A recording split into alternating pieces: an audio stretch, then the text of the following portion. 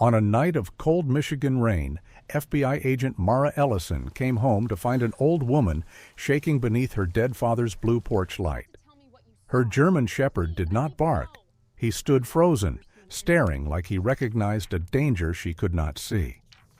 Then Mara found a note hidden in the woman's coat, in her father's handwriting. "If you believe God still reaches the lost in time, leave Amen." Rain had a way of making Alder Hollow feel older than it was. The little town in northern Michigan, with its lakeside roads, white church steeple, and rows of maple trees bending over the sidewalks, usually looked bright even in cold weather. But on that night, the rain blurred everything into silver and shadow, and the world beyond the windshield seemed to breathe in long, tired sighs. Mara Ellison drove the last narrow stretch to the cabin with both hands steady on the wheel, though there was nothing steady about the heaviness inside her chest. At 30, she had the kind of face people trusted at first glance: clear gray eyes, strong cheekbones, a calm mouth that rarely wasted words. She was tall and lean, built more by discipline than comfort, with dark brown hair pulled into a loose knot that had nearly fallen apart during the drive. She had spent the last several weeks on medical leave after a punishing FBI case had wrung her dry. The official phrase had been exhaustion. The private truth was simpler. She had run out of quiet inside herself. The cabin appeared through the rain at the bend of the road, modest and familiar, its cedar walls dark with weather, its porch light glowing a muted blue-green the way her father had always liked it. Samuel Ellison had built the place with his own hands, board by board, long before his heart gave out one autumn afternoon and left the world feeling strangely unfinished. Since then, Mara had come back here whenever life scraped her too thin. She never called it healing. She only called it coming home. Scout lifted his head from the passenger seat as the tires rolled over wet gravel. He was a 5-year-old German shepherd with a deep sable coat, black over warm brown, and the grave, intelligent face of a creature who had learned to study human silence as carefully as human words. He was large without clumsiness, disciplined without coldness, and even now, exhausted from the drive, he rose in one smooth motion, ears forward, amber eyes fixed on the porch. At first, Mara thought the shape near the door was a bundled tarp or a sack of leaves blown loose by the storm. Then it moved. Her hand froze on the key. There, hunched on the porch step beneath the blue-green light, sat an old woman soaked through to the bone, both arms wrapped around a faded cloth bag as though it were the last small thing in the world that still belonged to her. She was tiny, almost bird-like, with narrow shoulders and a back curved not by weakness alone, but by years of carrying too much. Wet silver hair clung to her temples in thin strands. Her face was lined and pale, but not delicate. There was stubbornness in the set of her jaw, the kind that survives long after strength becomes uncertain. Mara stepped out into the rain at once. Scout followed, but he did not bark. That was what unsettled her most. He usually announced strangers with a hard, decisive warning. Tonight he stood still, alert but strangely softened, his body saying caution while his eyes said something closer to recognition. "Ma'am?" Mara's voice came out gentler than she expected. "Are you hurt?" The woman blinked up at her, and for one confusing second her eyes were perfectly clear, a faded blue sharpened by fear and relief at once. "Is this," she asked, her voice trembling like a teacup on a saucer, "is this the house with the blue light?" Mara felt the question land in a place she had not opened in months. "Yes," she said. "Yes, it is." That was enough for the old woman. Her shoulders sagged, not into sleep, but into surrender. Mara got her inside as fast as she could. The cabin filled with small, practical sounds, the door shutting against the storm, a kettle set on the stove, wet shoes peeled away, towels drawn from the linen closet. The old woman's hands were cold and rough, the hands of someone who had worked all her life and never thought to complain about it. Mara found one of her father's old wool cardigans and eased it over the woman's thin frame. It hung too large, swallowing her in the scent of cedar and thyme. Scout sat nearby, watchful, his tail still, his expression solemn. When the woman looked at him, something gentle passed over her face. "Well," she whispered, "you are a handsome gentleman." A sharp metallic tap rang from the kitchen window as a loose branch struck the glass, and for a heartbeat all three of them went still: the rain, the dog, the woman, Mara's own breath, while the sound shivered through the room and vanished, leaving behind a silence so sudden it felt like the house itself was listening. Mara served soup in her father's old stoneware bowl, the blue-rimmed one he always claimed made food taste better. The woman held the spoon carefully, as if remembering manners was easier than remembering life. She said her name was Eleanor. A few minutes later, she said it again, uncertain this time, like she was trying on the truth and hoping it still fit. She knew one other thing. She had a grandson. He was Navy, no, more than Navy, special, important, always gone too long. "A Navy SEAL," she said at last, with a faint, proud lift of the chin. But when Mara asked for his name, Eleanor pressed her fingers to her forehead and looked almost ashamed. The name hovered just beyond reach. So did the city she came from. So did the road that had led her to Alder Hollow. Memory, Mara thought, was leaving this woman the way light leaves a room in winter, slowly, then all at once. After Eleanor finished eating, Mara asked if she could look inside the cloth bag for identification. The woman nodded. Inside were small, ordinary things that somehow made the whole scene sadder. A handkerchief embroidered with a careful blue E, a cracked comb, a half-roll of peppermints, 2 receipts so blurred by damp they were nearly unreadable, and at the bottom, tucked between folded tissues, a Christmas card so worn at the edges it looked as though it had been carried for years. Mara opened it under the lamp and felt the blood drain from her face. The handwriting belonged to her father. She would have known those steady, slanted letters anywhere. The message was short, warm, and unmistakably Samuel Ellison. "If you ever feel turned around again, Eleanor, remember the house with the blue porch light in Alder Hollow. You will be welcome there." For a long moment Mara simply stared. Her father had never mentioned an Eleanor. Not once. Yet here was this old woman, rain-soaked and half-lost, arriving at his door as though memory itself had guided her by the hand. She looked up at Eleanor, who was already drifting into a weary fog, cardigan gathered at her throat, lashes fluttering with exhaustion. Scout rose, crossed the room, and lowered himself at her feet without being asked. It was an act so simple, so certain, that it nearly undid Mara. Before midnight, she called the sheriff's non-emergency line, explained that an elderly woman with signs of dementia had come to her cabin during the storm, and gave every detail she had.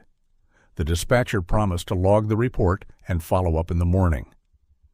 When the call ended, Mara stood by the window and watched the rain slide down the glass in long silver threads. Behind her, Eleanor slept in her father's chair, and Scout kept vigil like an old soldier who had chosen his post. Mara no longer believed the woman had found this place by accident. Somewhere in the quiet past her father had left behind, there was a story she had never been told. And now, in the middle of a cold Michigan storm, it had come home wearing wet shoes and carrying his handwriting in a trembling hand. Morning came to Alder Hollow as if the storm had never happened. The lake beyond the trees shone like brushed glass, pale silver at first and then blue as the sun climbed higher, and the wet pines around the cabin breathed out that clean northern scent Mara Ellison had known since childhood: rainwater, cedar bark, cold earth, and a quiet so gentle it could almost pass for mercy. She woke on the sofa with a blanket half fallen from her shoulder and Scout already sitting upright near the hearth, his ears pricked toward the kitchen. In daylight he looked even more formidable than he had the night before. 5 years old, broad-chested, balanced, his sable coat layered in black and warm brown, the thick fur around his neck giving him the grave bearing of an old guardian painted into a church window. Yet when Mara stood, he only glanced back at her once, not alarmed, simply attentive, as if to say the house had changed shape overnight and he was still learning its new center. Eleanor Whitcomb was already awake. She stood at the kitchen counter in Samuel Ellison's oversized wool cardigan, sleeves rolled up far past her wrists, studying a loaf of bread with serious concentration. In the morning light she looked smaller, but also more distinctly herself. Her face was lined in fine, patient folds, her pale skin marked by years of weather and work rather than softness, and her silver hair, now dry, had been combed neatly back with a care that suggested old habits of dignity had outlived far stronger things. There was a worn elegance in her even now. She stood like a woman who had once hosted proper dinners, written thank-you notes in blue ink, and believed that breakfast should begin with a napkin, not an apology. "I hope you don't object," she said, turning with a faint, almost mischievous smile. "I have decided your kitchen was lonely." Mara, who had not heard anyone tease in this cabin for a very long time, had to look away before the warmth in her chest became something harder to manage. "As long as the kitchen survives," she said. Eleanor lifted her chin. "That depends entirely on whether your gentleman wolf approves of my methods." Scout, already stationed 2 feet from the stove, blinked at her with solemn judgment. "He's not a wolf," Mara said, "and he disapproves of everyone." "Then he and I shall get along beautifully." For a little while the morning slipped into a rhythm so ordinary it felt almost sacred. Mara made coffee. Eleanor insisted on slicing bread, though she held the knife with the caution of someone aware that her hands could no longer be trusted entirely. Scout moved between them with deliberate calm, never underfoot, never far away. Then the small misfires began, the sad and tender comedy of a mind whose drawers no longer closed in the right order. Mara found the butter in the dish cabinet, the dish towel folded with surprising care inside the refrigerator, and the television remote tucked into the drawer where her father used to keep spare napkins. When Mara held it up, Eleanor frowned at it as if it had betrayed her on purpose. "Well," she said, "it certainly did not walk there alone." A few minutes later, she asked whether Samuel preferred rye toast, then blinked in confusion at the sound of his name and looked around as though she had entered someone else's memory without permission. Mara answered softly each time, never correcting too sharply, never pretending not to notice. She had seen trauma do strange things to the mind, but this was different. Trauma was a door that slammed. This was wallpaper slowly peeling from the walls of a beloved house. After breakfast, she called the sheriff's office again, then the small clinic in town, then St. Bridget's Church on the hill, where lost people, lonely people, and overly hopeful people had all been known to leave messages. The deputy who called her back was Lena Brooker, a woman in her early 40s with a practical voice and the no-nonsense kindness of someone who had raised children, buried a parent, and kept showing up to work anyway. Mara pictured her exactly as she sounded, sturdy, fair-haired, weather-shaped, probably wearing a county windbreaker over jeans and boots. Lena said no immediate match had come through, yet there had been a few reports from neighboring counties, but the descriptions were incomplete, and one surname might have been entered wrong. "Keep her warm, keep her safe, and keep us posted if she remembers anything more," she said. "Sometimes it comes back sideways." Sideways. Mara thanked her and stared out the kitchen window after the call, thinking that sideways was exactly how grief had always returned to her too. By late morning, the house had warmed enough for Mara to crack the window above the sink. Sunlight spilled over the old pine floorboards, over the dish rack, over Eleanor's thin hands, as she stood stirring a pot of soup with such careful attention that Mara let herself step outside to take another call from the clinic. She was only on the porch for a minute. The doctor's assistant was explaining intake procedures for vulnerable seniors when Scout appeared in the doorway. He did not bark wildly. He did something worse. He fixed his eyes on Mara's face, let out one hard, urgent sound, then turned and lunged back into the kitchen. The instinct hit her before thought did. She dropped the call and ran inside. A dish towel had slid too near the burner. Flame licked its corner in quick orange fingers, small but greedy, and Eleanor stood frozen beside the stove, wooden spoon still in her hand, her face emptied of color. Mara crossed the room in 2 strides, snatched the towel, smothered the flame in the sink, and turned off the burner in one motion. The whole thing lasted seconds. The silence afterward lasted much longer. Eleanor's mouth trembled. "I was making lunch," she whispered, the shame in her voice so naked it made Mara's own throat tighten. I only looked away for a moment. Scout stood pressed against Eleanor's side, his great body angled toward her now rather than the stove, as if he understood the true emergency was no longer fire, but sorrow. Mara took the spoon from Eleanor's hand and set it down gently. "It's all right," she said. "Nothing happened that we can't fix." "That is what people say when something nearly happened," Eleanor murmured, and then, to Mara's astonishment, she gave a brittle little laugh that cracked at the edges. It was so brave and so sad that Mara stepped forward and wrapped a steadying hand around her shoulder. After that, she moved through the kitchen making quiet changes, not dramatic ones, just sensible mercies. She switched the front burner knobs out of easy reach, placed a bright yellow note by the stove that read, "Turn off flame," and another by the sink that read, "Water last." Eleanor watched all of it in silence, one hand resting on Scout's back, fingers lost in the thick fur at his neck. "Your gentleman wolf," she said at last, "has opinions." "He saved lunch," Mara replied, "and possibly your curtains. Then I owe him pie. He will consider that adequate tribute." The old mantel clock gave a sudden metallic chime from the living room, clear, bright, and too loud in the hush after the fire, and Eleanor flinched so sharply that the spoon slipped from her fingers and spun across the floor, the sound ringing out like a tiny bell of panic before the room fell still again. The chime unsettled her more than Mara expected. Eleanor turned toward the fireplace, her brow furrowed, eyes narrowing not in fear this time, but in effort. There, above the mantel, stood the framed photograph Mara dusted and never moved. Her father in his late 50s, tall and broad-shouldered, weather-browned, with a carpenter's hands and a patient face made memorable by kind eyes and a mustache he had trimmed with more care than most men gave their marriages. Samuel Ellison had been the sort of man who repaired other people's porches without charging them and never told stories about himself unless forced.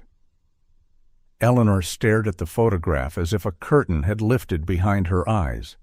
She stepped closer, one hand rising to her throat. "Samuel," she said, and this time the name came without hesitation. Mara felt the room tighten around her.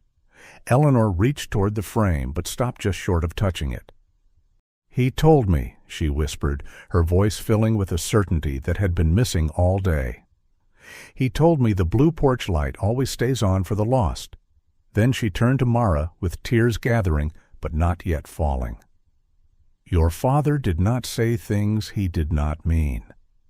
Mara stood there, unable to answer for a moment, because the truth had arrived with the quiet force of snow settling on a roof. Whatever Eleanor had been to Samuel Ellison, she had not been a stranger passing through. And whatever had brought her to this cabin now, it had begun years ago, in a kindness Mara had never known her father gave.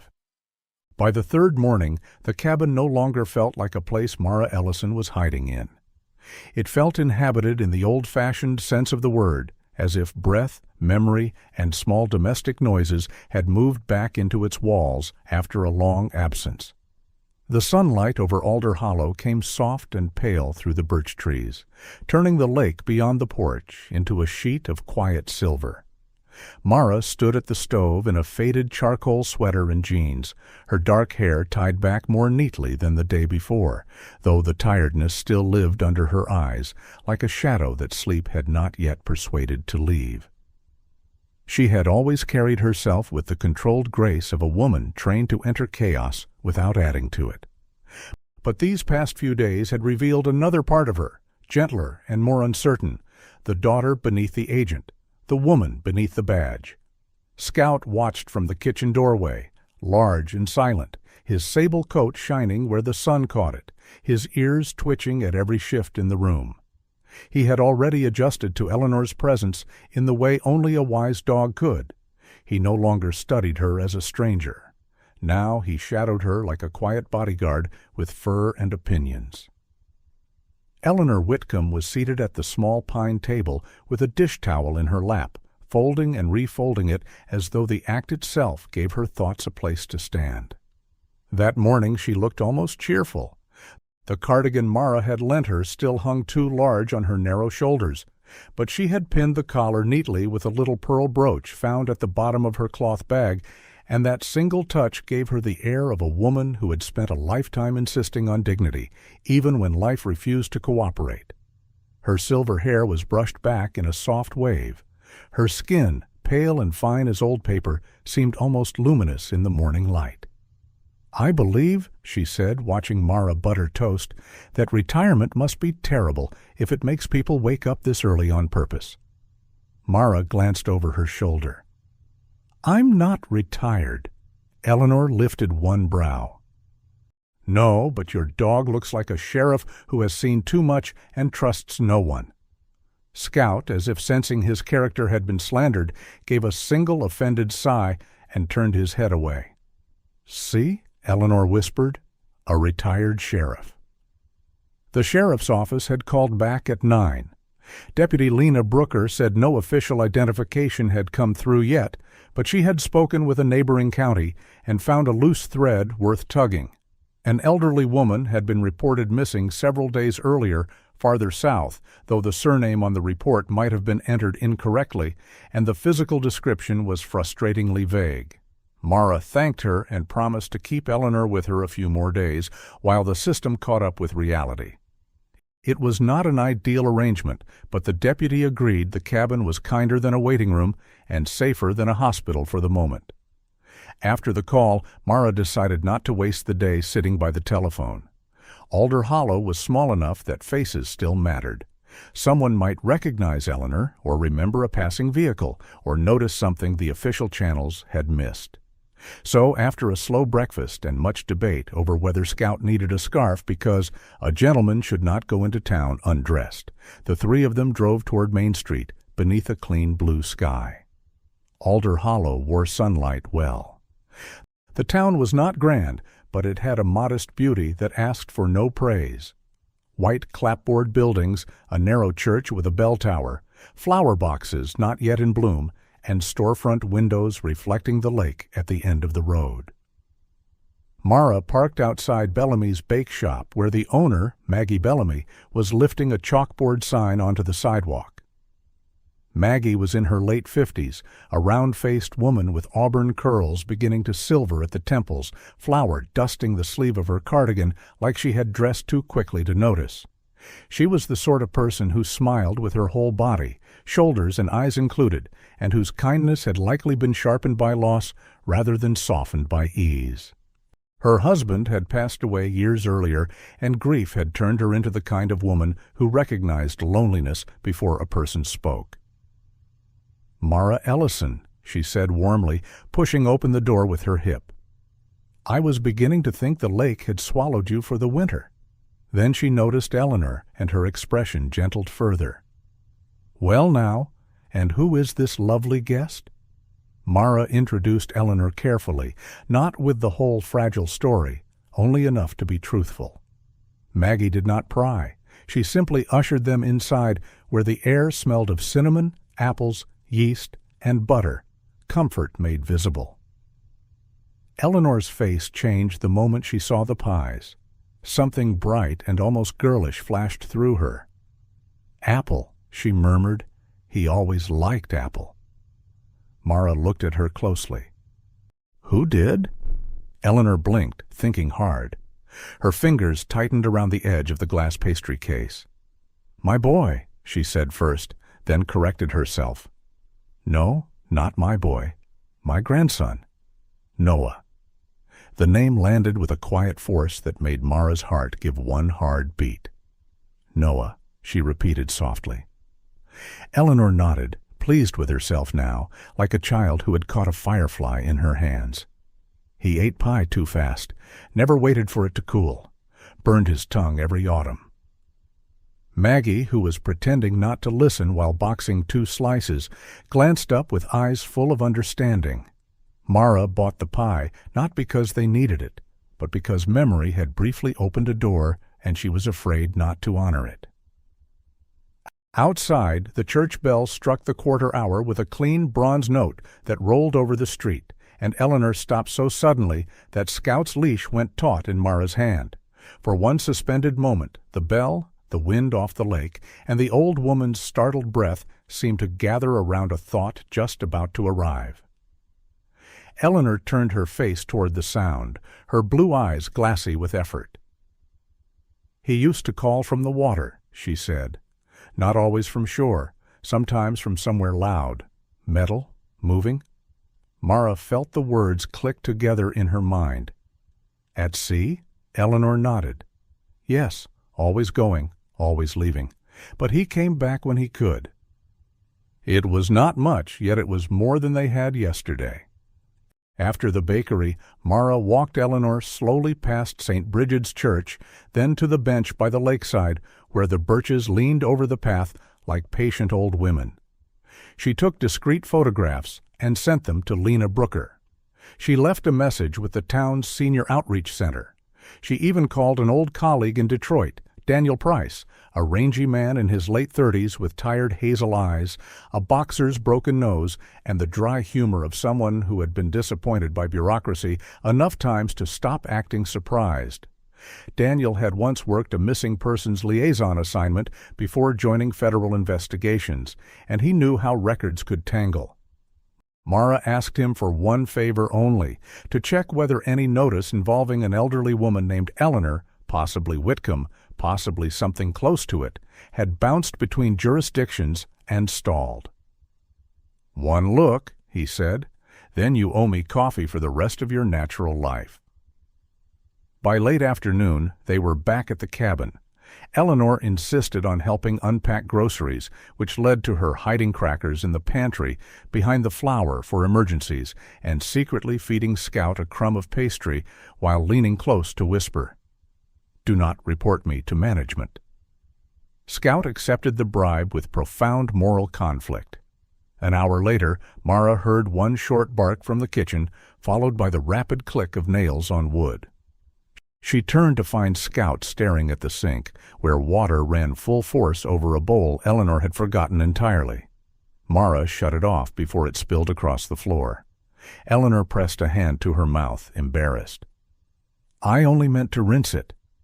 Mara dried the counter and kissed the top of her head before she could think better of it. "Then we rinsed it thoroughly." That evening, the cabin glowed gold against the blue hush outside. Mara made tea. Eleanor sat by the window in Samuel's chair, the apple pie on a plate beside her, though she had eaten only 2 bites. Scout lay across the rug between them like a living bridge. The sheriff's office had called once more. Nothing certain yet, only that somewhere beyond Alder Hollow there was indeed a family searching for an elderly woman who fit more and more of Eleanor's scattered details. Mara stood for a long time at the sink, staring out into the dark reflection of the trees, feeling the weight of it settle over her. Not abstract anymore, not sad in the general way of sad news on television. Specific. Personal. Somewhere a voice was asking where she had gone. Somewhere a loved one was waking up into the same fear every morning. Behind her, Eleanor spoke so softly, Mara almost missed it. "Do you think," she asked, looking out at the dark glass where her reflection hovered like a ghost beside the lamplight, "do you think he is still looking for me?" Mara turned, and in that quiet room she understood with painful certainty that he was. The evening before it happened had been so gentle that Mara almost believed the worst of Eleanor's confusion had passed. A pale gold sunset rested over Alder Hollow, softening the birch trunks and turning the lake into a sheet of hammered copper. And for a few quiet hours the cabin felt less like a waiting place and more like a home that had remembered how to breathe. Mara made a simple supper, and Eleanor dried the dishes with grave concentration, pausing now and then to scold Scout for watching every movement, like a retired lawman collecting evidence. Scout stretched across the threshold between kitchen and living room, lifted one ear but did not argue. Mara had turned on the old radio after dinner for company, more out of habit than interest, and one of the local stations had drifted from weather to community notices, and then into a piece about sailors returning through cold spring water farther north. Not long after that, a low horn sounded across the lake, one of the freight vessels moving in the distance beyond the dark. The note was deep and lonely, more felt than heard, and Mara noticed Eleanor stop with a dish towel in her hands and turn her face toward the window as though something invisible had just spoken her name. "He hated being late," Eleanor murmured. When Mara asked who, the old woman blinked, smiled vaguely, and said she could not remember. Mara should have understood then that some buried door had opened. But weariness is a quiet thief. By the time she checked the locks, set a glass of water beside Eleanor's bed, and curled beneath the quilt in her father's old room, she was too tired to fear what the night might do to a mind already slipping between decades. She woke before dawn to Scout's paws striking the bedroom floor in a frantic rhythm unlike anything he had given her before. He was not barking wildly. That would have been easier. Instead, he made a hard, sharp sound low in his chest, then sprang toward the hallway and back again, every line of his body drawn tight with urgent purpose. Mara came fully awake at once. The room was blue with pre-sunrise cold, and the air felt wrong. Open. She shoved back the covers and followed Scout out. The hall lamp was still on, but Eleanor's room stood empty, the blanket folded halfway to the floor, as though small, trembling hands had left it in a hurry. The back door was ajar. A ribbon of gray morning air slid into the kitchen, carrying damp earth, thawing wood, and the thin metallic scent of the lake. Mara's heart dropped so hard it almost hurt. She grabbed her coat, jammed bare feet into boots, and called Eleanor's name into the yard. Nothing answered except the faint whisper of reeds beyond the slope. Scout was already moving, nose low, tail level, tracking with the cold precision that had once made him invaluable in the field. The grass was wet with silver beads of dew, and the path beyond the cabin dipped toward a narrow trail Mara's father used to take to the old boathouse and dock. She had not walked it in years. Now it seemed to stretch away from her like a sentence she had been foolish enough to leave unfinished. The dawn had not yet broken cleanly. Mist lay over the ground in torn white strips, clinging to the ferns and roots, and the birch trunks ahead looked like pale sentries standing guard over something sorrowful. Mara ran after Scout, breath burning, calling out every few steps. She tried to keep her voice calm, tried not to let fear fracture it, because she knew that a frightened mind often fled farther from frightened sounds. But fear was in her anyway, heavy and bright and immediate. In the FBI she had spent years walking into uncertainty with a steady face. This felt different. This was not strategy. This was one fragile old woman somewhere near dark water, and the terrible knowledge that love did not always get to people in time. Then, from ahead, the lake gave back a sudden crack of sound, wood knocking hard against wood as the loose chain on the old dock snapped taut in the wind, and Mara stopped for one breathless instant, the sharp echo flying through the mist like a warning bell while Scout surged forward into the gray. When Mara reached the rise above the dock, she saw them both at once. Eleanor was standing near the end of the weathered walkway in her oversized cardigan and house slippers, one hand lifted as if she were waving to someone only she could see. She looked heartbreakingly small there, silver hair stirred by the early wind. The lake spread behind her like a cold, unfinished dream. Scout stood between her and the edge, body angled sideways, blocking the last few slick planks with the quiet authority of a guard who had chosen mercy over force. He did not lunge, he did not bark, he simply held his ground, every muscle attentive, eyes fixed on Eleanor's face. "Noah," Eleanor called softly into the mist. "Noah, wait, I'm here. Don't let them send you off again." Mara moved more slowly now, every instinct warning her not to shatter the moment with sudden motion.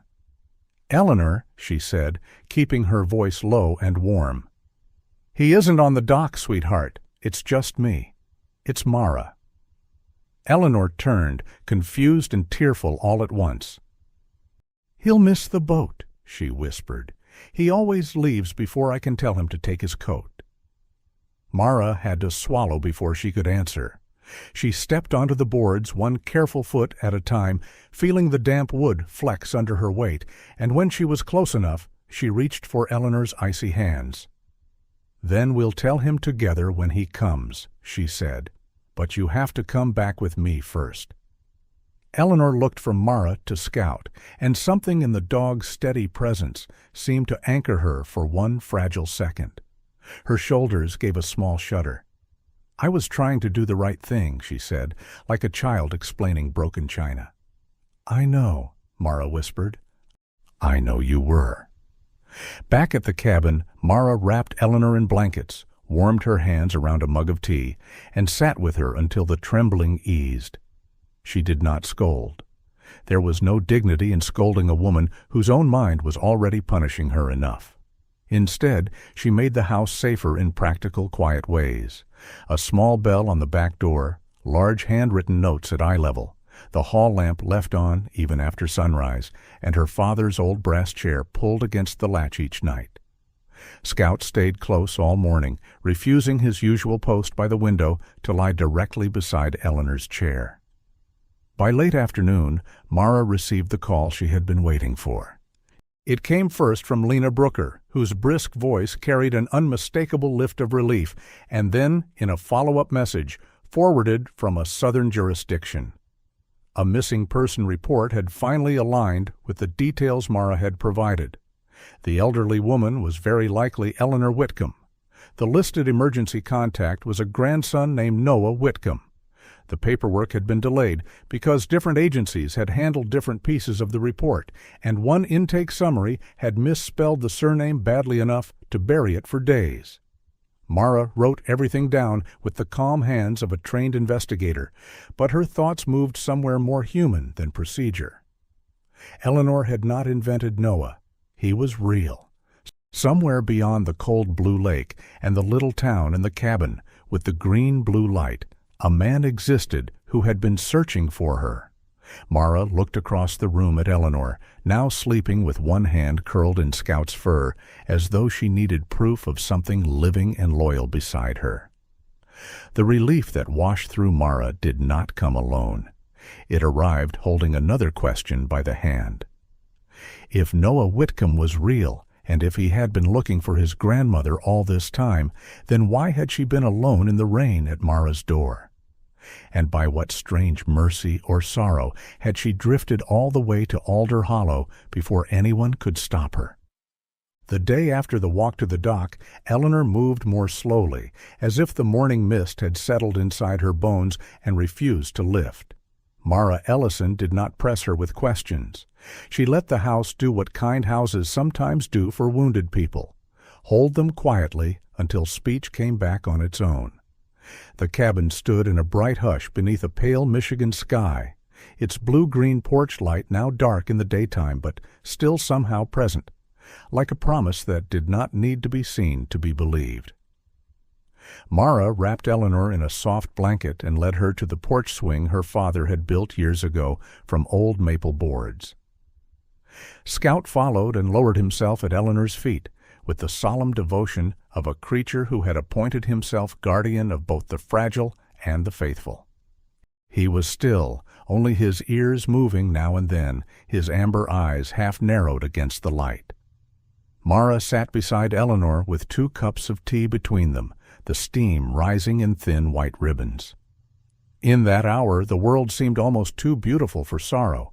Birch leaves flickering silver, the lake calm beyond the trees, the wind carrying the scent of pine and damp earth. Eleanor watched it all with a gaze that drifted at first, then slowly began to settle. "I have been here before," she said at last, not as a question, but as a woman laying her hand on a truth she could finally feel again. Mara turned to her carefully. "With my father?" Eleanor nodded, her thin fingers tightening around the teacup. "The weather was terrible that night, too. Not rain. Snow, I think. Or sleet. Something mean and cold. The car gave up before we did." Her voice had changed. It still trembled with age, but now it carried the clean line of memory, and Mara knew better than to interrupt. Eleanor stared ahead, beyond the porch, beyond the birches, into a night that existed only for her now. She told it in pieces at first: a dark road, a dead engine, her husband trying to fix what could not be fixed, a little boy asleep in the back seat under a coat far too thin for the weather. Then the story grew clearer. They had been passing through Alder Hollow many years ago, long before the town had its new bakery or repaired docks. Noah had been just a child then, all elbows and serious eyes, already quiet in that watchful way some children become when life teaches them early that grown-ups are not always strong enough. Eleanor and her husband had been carrying more than luggage that winter. They had been carrying worry, bills, bad news, and the humiliating fear of not knowing what came next. Her husband's work had dried up, the family had been strained thin, and Eleanor had spent much of that trip pretending to be calmer than she was, so the little boy would not see the edges fraying. Then the car had failed, and the storm had thickened around them, and the whole night had seemed to lean toward despair. "Your father found us," she said, looking at Mara now with tears collecting quietly, but not yet falling. "Or perhaps the Lord sent him before we were foolish enough to freeze from pride." Mara smiled through the ache rising in her throat. That sounded like Samuel Ellison. Eleanor remembered him exactly as Mara did, tall, broad-shouldered, with kind, steady eyes and rough carpenter's hands, the sort of man who never hurried another person's shame. He had walked out into the storm with a lantern, found them stranded, and brought them back to this very house without making them feel like a burden. He had built up the fire, made cocoa for Noah, found dry socks, and spoken to Eleanor's husband as one tired man speaks to another when he understands that dignity is easier to save than restore. Noah, she said, had fallen asleep by the hearth with Scout's predecessor, an old farm dog whose name she could no longer recall, one hand tangled in its fur as if he had trusted animals before he trusted the world. "I was embarrassed," Eleanor admitted. "I had spent so long trying to look as though I could manage, and your father saw straight through me without ever making me feel small." Mara looked down into her tea. That, too, sounded like Samuel. He had always practiced mercy, as if it were simply good manners. Then the porch chime gave one sudden bright shiver in the wind, the thin metal notes striking together like a handful of tiny bells. And Eleanor gasped softly, her whole body going still, as though the sound had opened a hidden door inside her. "When we left the next morning," she whispered, "I cried in his kitchen when I thought no one could see me." Her voice dropped to something almost childlike. "I told him I was frightened of getting lost, not only on the road, in life, in my own thoughts." He handed me a Christmas card later that year when we wrote to thank him. He said if I ever truly felt turned around, I should remember the house with the blue porch light. He said there would be no shame in coming to a place that had once kept us warm. Mara closed her eyes for a moment. The message in the worn card, the strange accuracy of Eleanor's arrival, the old woman's stubborn journey through the blur of failing memory. At last it fit together not like a puzzle, but like a prayer answered slowly. Eleanor had not remembered a map. She had remembered safety. She had not followed a road. She had followed the last deep lantern her mind still carried. Mara felt something break open in her then, not painfully, but with the strange relief of a locked room being aired out after years. She had spent so long thinking her father left her this cabin as a shelter from the world. Now she understood that he had also left her a duty hidden inside a kindness. The house had not belonged only to grief. It had belonged to grace.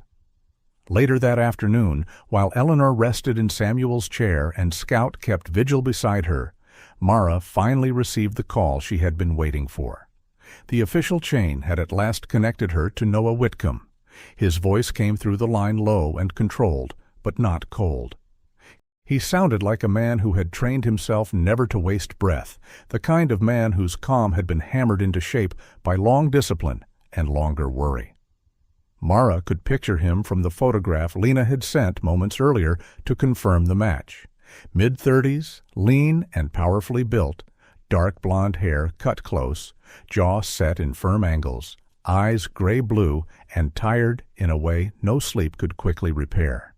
There was light stubble at his chin, and even in the still image he carried the restrained alertness of someone used to scanning rooms before entering them. He explained with plain honesty that he had been in restricted training with limited communication when his grandmother went missing from temporary family care. His aunt had filed the first report, and the information had moved badly through too many hands before it finally reached the right channel. The guilt in his voice was quiet, which made it heavier. He did not sound careless. He sounded like a man who would remember his own failures long after others had forgiven them. When Mara told him Eleanor was safe, there was no dramatic outburst, only silence, one unsteady breath, and a thank you so sincere it nearly undid her. He said he was coming to Alder Hollow as soon as he could get there. After the call ended, Mara sat for a long time beside Eleanor and spoke more openly than she had intended. She told her about Samuel's death, about the way this cabin had become the place she returned to whenever her own mind and heart felt worn too thin. She told her about her grandmother, too, a gentle church pianist with soft hands and a habit of humming while she folded towels, and how some of Eleanor's little gestures, straightening a blanket corner, tapping a spoon against a saucer, murmuring to Scout as if he were a dignified old man, had called those lost memories back into the room. Eleanor listened with a softness in her face that made her seem, for a blessed little while, entirely present. Evening gathered at the windows in a wash of blue and gold. Scout lifted his head. The house settled around them. Eleanor reached for Mara's hand with fingers light as paper and looked at her with grave, searching tenderness. "My grandson," she asked very softly, "is he a good man?" Mara held her hand and did not rush the answer. "Yes," she said at last, "a man raised by love like yours could not become anything else." On the 7th morning, the light over Alder Hollow came soft and clean, as if the whole little town had been washed overnight and set back gently beneath the northern sky. The lake beyond the birch trees held the pale blue of early spring, and the road leading to the cabin still wore a thin ribbon of dampness from the night before. Mara Ellison was standing in the kitchen, one hand around a coffee mug gone half cold, when Scout lifted his head from the rug. He did not bark at once. He rose in one smooth motion, every line of his large sable body suddenly alert, ears forward, amber eyes fixed on the front window. Then came the sound, tires crunching slowly over gravel, deliberate and unfamiliar. Mara felt the breath catch inside her before she even reached the porch. Eleanor, seated near the fireplace in Samuel Ellison's old chair with a blanket over her knees, looked up too, her expression clouded first by confusion, then by a strange, trembling expectation she did not yet understand. The truck that rolled into view was dusty from distance, the kind of vehicle driven by a man who did not care much for polish as long as the engine held. It stopped near the porch, and for a heartbeat, nothing happened. Then the driver's door opened, and Noah Whitcomb stepped out into the morning light. He was a man in his mid-30s, lean and broad-shouldered, in the way of someone shaped by hard training rather than vanity. His frame had the compact strength of a man who trusted endurance more than appearance. His hair was dark blonde, cut close, and the faint stubble along his jaw only sharpened the angles of his face.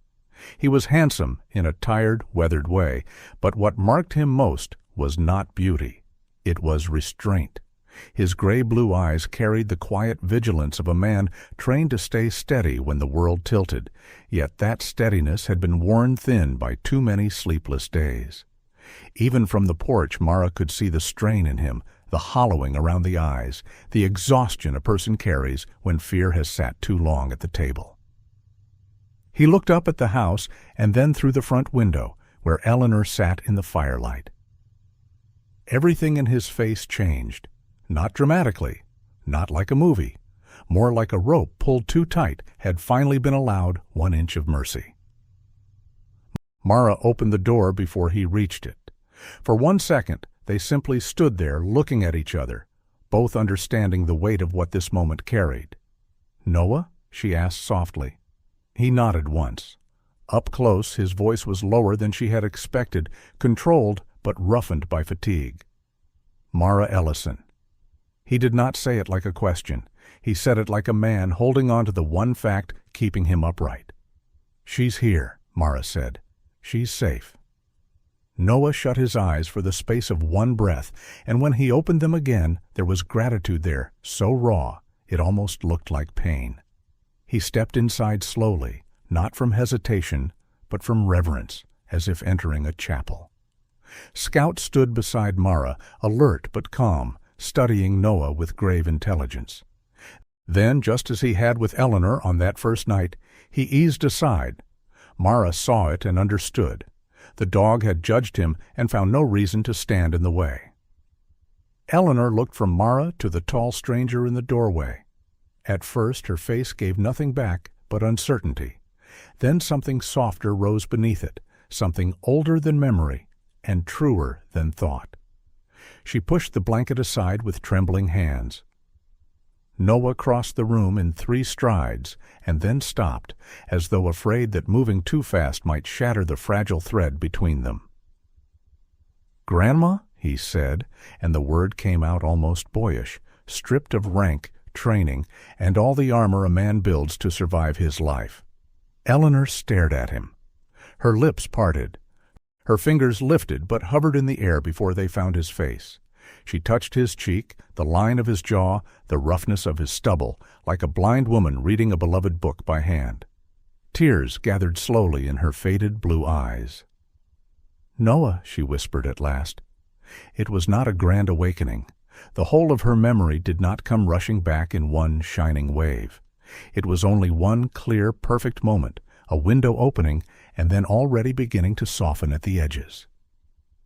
But it was enough. Noah dropped to his knees beside her chair and bowed his head against her hands. Mara turned away then, giving them the privacy dignity deserved, though her own eyes had filled.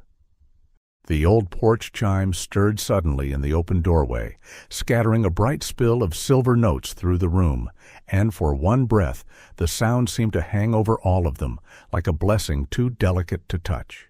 They sat together for a long while after that, the morning drifting toward noon around them. Eleanor held Noah's hand, and sometimes called him by name, sometimes only looked at him with that deep animal recognition love keeps even when memory loosens its grip. Noah thanked Mara more than once, and each time the words seemed too small to satisfy him. Eventually, when Eleanor dozed in her chair with one hand resting in Scout's fur, Noah told Mara the rest. He did not dramatize it. Men like him often saved their most painful truths for the plainest sentences. His aunt had been helping with Eleanor's care, while the family arranged a more stable long-term plan closer to where he could be involved between assignments. Her confusion had worsened faster than anyone expected. During a transfer between homes, in one brief and terrible gap of human attention, Eleanor had stepped away unnoticed. After that, the search spread in too many directions at once because she had accepted rides from strangers who meant well but did not know where she belonged, and then moved on again before anyone understood what was happening. She kept saying something about a blue light, Noah said, his voice low. No one knew what she meant, not until your report came through. Shame flickered across his face, but it was the shame of love, not neglect. Mara heard it and answered with mercy. She was always walking toward safety, she said. She just remembered it differently than the rest of us. Before they left, Noah promised he had already begun arranging better care, something stable, warm, and close enough that he could truly show up for her. It mattered to Mara that he said it plainly, with plans rather than vague hope. Eleanor woke again while Mara packed a small paper sack with pie, tea biscuits, and the handkerchief with the blue E stitched into the corner. She took Mara's hand with sudden clarity and smiled in that shy, gracious way she had when the fog lifted just enough to let her old self shine through. "You have your father's kindness," she said, then looked at Scout and stroked the top of his noble head. "And you, sir, are a fur-coated angel with opinions." Even Noah laughed at that, a tired laugh, but warm and real. At the truck, beneath the blue porch light that had guided one lost soul home across years and weather and failing memory, Mara stood with her arms wrapped lightly around herself and watched Noah settle Eleanor into the passenger seat. He came back once before closing the door and offered his hand, then changed his mind and hugged her instead, brief and steady, like gratitude made human. "I'll keep in touch," he said. "I mean that." Mara nodded. "I know." Then he drove away down the gravel road by the lake, slowly at first, as if even leaving required care. Mara remained on the porch long after the truck had disappeared through the trees. Scout sat beside her, calm now, his shoulder warm against her leg. She looked at the empty road and understood at last that her father had not only built a refuge for his daughter. He had planted a light in the dark and trusted that someday, somehow, it would lead another weary heart home. Some things memory lets slip like water through open fingers, but the heart and the kindness it has once been given remembers the road back. This story reminds us that not every miracle arrives with thunder. Sometimes a miracle comes quietly, on tired feet, in the middle of an ordinary morning, through a kind door left open, a faithful dog who senses what human eyes cannot see, or a heart that chooses compassion before it asks questions. We live in a world that moves fast, but love still works slowly and deeply. A gentle act, a warm meal, a safe place to rest, or a little patience with someone who is confused may become the very thing that carries another soul back from the edge of fear. There is also a lesson here for everyday life. The people we meet may be carrying grief we cannot see. The elderly may need more tenderness than advice. The tired may need kindness more than judgment. And animals, especially the ones who love us without pride, often teach us what loyalty, mercy, and quiet courage truly look like. When we care for animals with respect and love, we honor one of God's most beautiful gifts. Their trust is pure, and their devotion often reveals the goodness we are meant to protect in ourselves. Maybe that is part of God's miracle in this story. He does not always send answers in the way we expect. Sometimes He sends a memory that refuses to die, a porch light that still shines after many years, a dog that stands watch, or a stranger who becomes family for a little while. In daily life, we may think small kindnesses do not matter, but they do. The gentle words we speak, the patience we offer, the compassion we show to the weak, the old, and the voiceless. These things may be the very hands through which God comforts the world. So let this story be a reminder to live a little softer, love a little deeper, and turn no weary soul away if it is within your power to help. Be patient with the elderly. Be faithful to your family. Be gentle with animals. And when life gives you the chance to become someone's safe place, take it. That may be the moment heaven touches earth in the most ordinary and beautiful way. If this story touched your heart, please share it with someone who still believes in kindness, miracles, and second chances. I would love to hear from you in the comments. Where are you watching from, and have you ever seen a moment in your life that felt like God quietly answered a prayer? And if you enjoy stories of hope, love, healing, and the bond between people and animals, please subscribe to the channel so you do not miss the next one. May God bless every person watching today. May He protect your home, comfort your heart, strengthen your family, and place peace in your spirit tonight. And may He watch over the elderly, the lonely, the lost, and the animals who depend on human kindness. Amen.